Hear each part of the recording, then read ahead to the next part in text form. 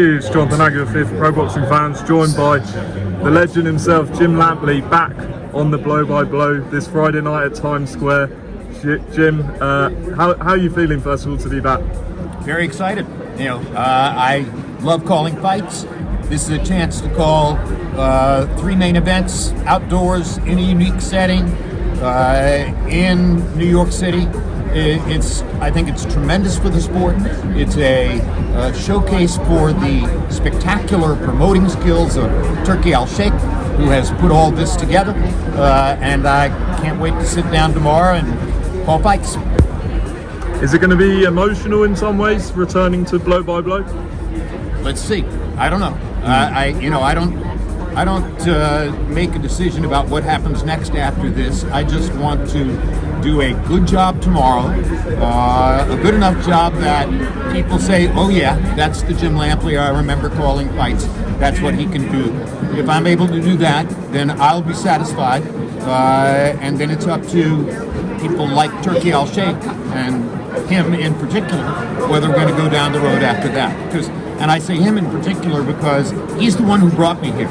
So my first responsibility going forward is to satisfy him. If he wants me to do it again, I will look forward to doing it again.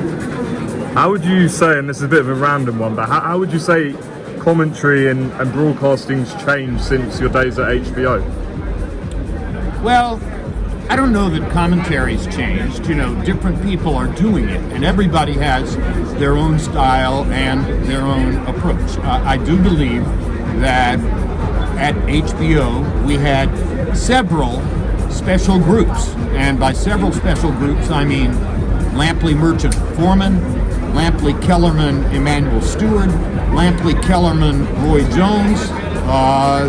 All three of those pairings or triplicates, whatever you want to call them, were, I thought, good for the sport. And I'm really talking about my expert commentators and how great they were and the friendships that I have with them. But by and large, HBO is a special experience for all of us.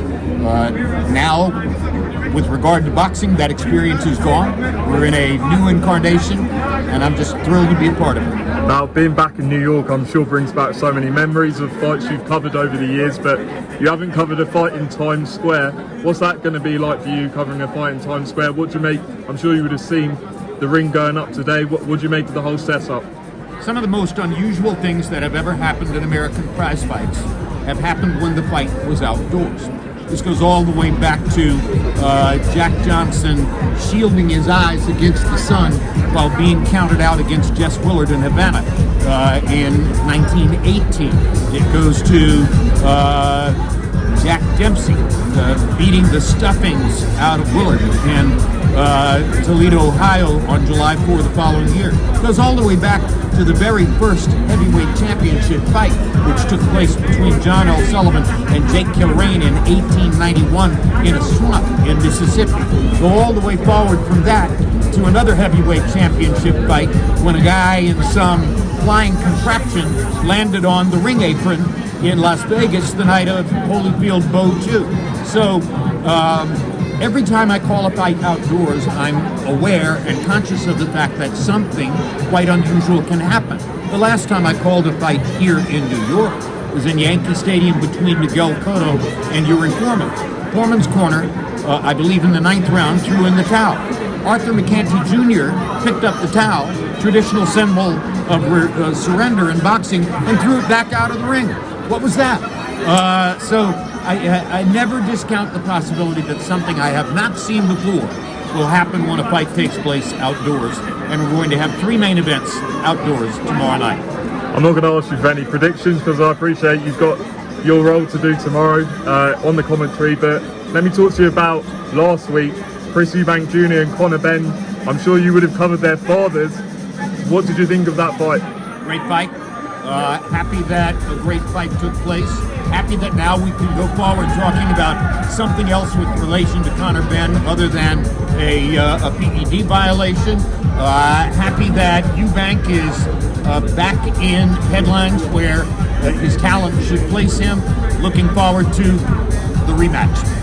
And just on the fight, we've learned in sort of the last 24, 48 hours that the British board are going to investigate Chris Eubank Jr.'s weight cut and social media posts that he put out in a sauna suit and things like that. What did you? What's your assessment of the weight making process and then investigating it? Point of the realm in modern boxing. You know, we see these investigations because there are, to a large degree, unusual things going on.